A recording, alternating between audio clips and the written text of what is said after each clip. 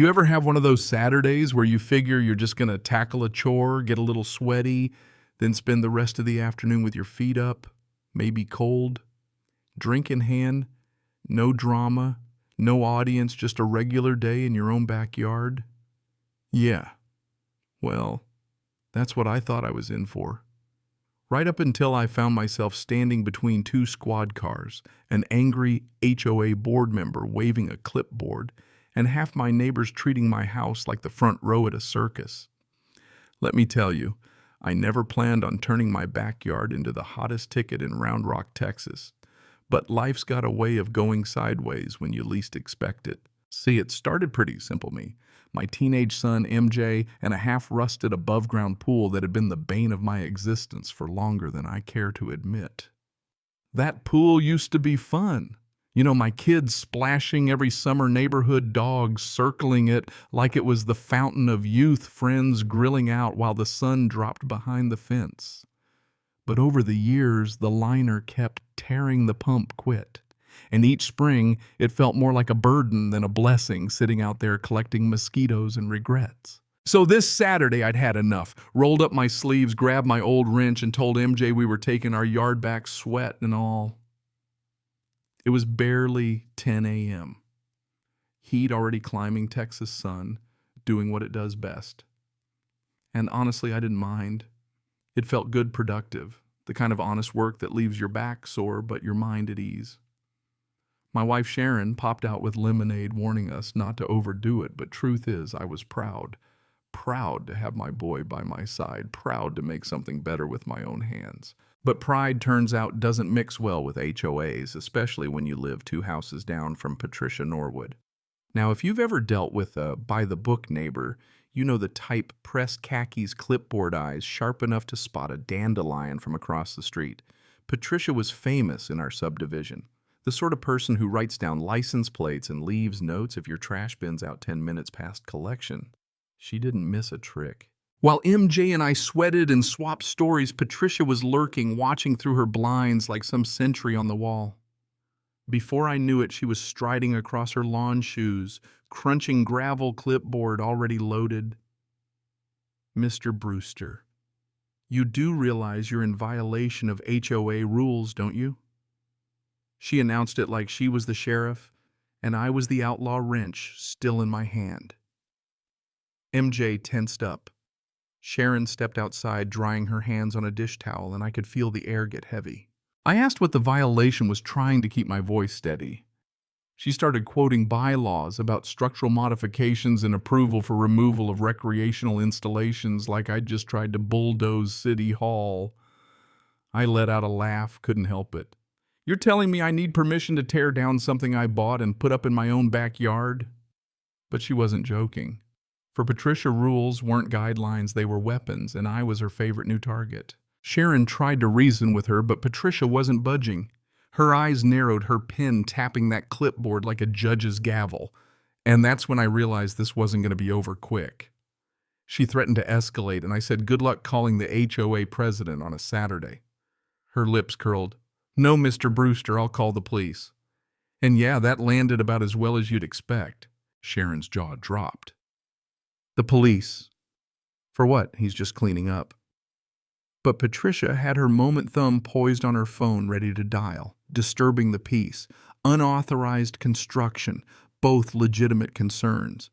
I almost laughed, but it wasn't funny anymore. It hit me, she was serious.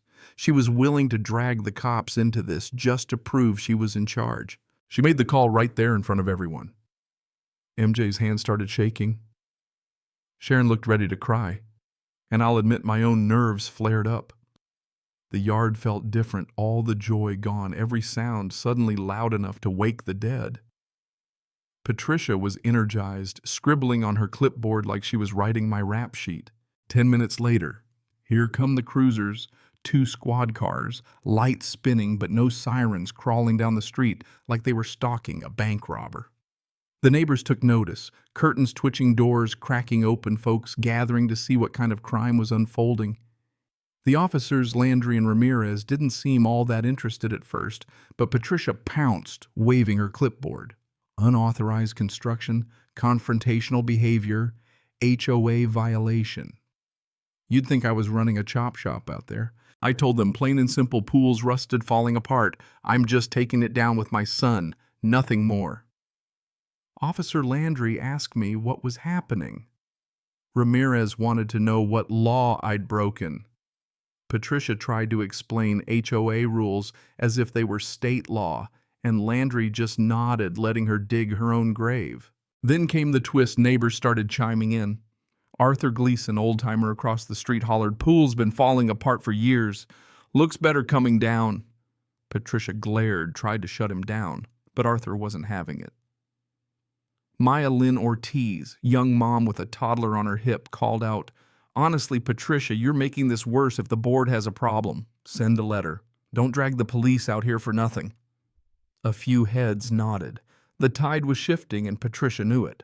Still, she clung to her role, shouting about standards and order, painting me as the villain. But folks weren't buying it anymore. What they saw was a guy trying to clean up his yard and a neighbor turning it into a federal case. Even the officers had enough. "This is civil, not criminal," Landry said. "If there's a problem with the bylaws, take it up with your board. But we're not here to referee HOA debates."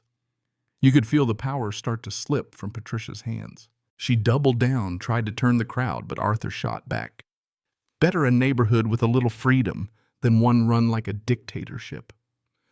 Folks chuckled, and for the first time all day, I didn't feel alone. MJ squeezed my arm. Sharon stood taller, and even Ramirez cracked a smile. Finally, Landry told Patricia, "Ma'am, our job here is done. No crime has been committed." She stared at him, then at the neighbors, searching for backup, but most folks just looked away. Her authority fizzled right there on the curb. I bent back to work wrench in hand, letting the clatter of bolts drown out whatever last words she wanted to throw. After the officers left, the energy shifted again. Sharon knelt beside me, told me to breathe, reminded me I wasn't the one in the wrong. MJ finally admitted he'd been scared, thought they'd haul me off for tearing down a pool. I hugged him, told him, "You never let anyone make you feel like a criminal for doing what's right. That's the lesson, son. Stand your ground, but don't let anger own you." The rest of the afternoon, neighbors I'd hardly spoken to before drifted over Arthur with a thermos of coffee, Maya Lynn with lemonade, others just hanging around quietly, showing support. The tension that gripped the block turned into something else, something like solidarity. Even when Patricia emerged trying to save face, threatening fines and violations, nobody really listened. She wasn't in control anymore, not of me, not of the street. When the backyard was finally clear, I looked at that pile of twisted metal and rusted bolts and felt lighter. Exhausted, yeah, but lighter. Sharon brought out water, MJ flopped on the grass, and for the first time in months, the yard felt like ours again. Not perfect, not finished, but free. That night after the dust settled, I couldn't sleep. I sat at the kitchen table, staring out at what used to be the pool, worrying over what comes next, the fines, the board hearings, all the stress.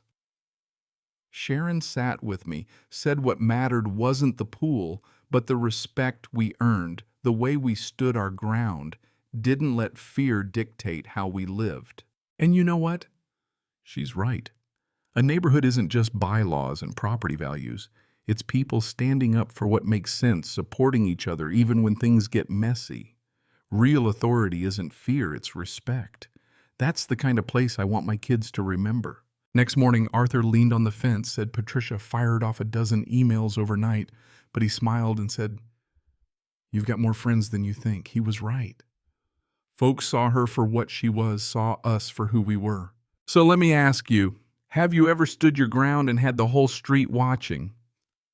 Have you ever faced down the rule book when it just didn't make sense? Maybe you think I'm right. Maybe you side with Patricia. Maybe you've got your own story. Either way, drop your thoughts in the comments. I want to hear what justice looks like to you.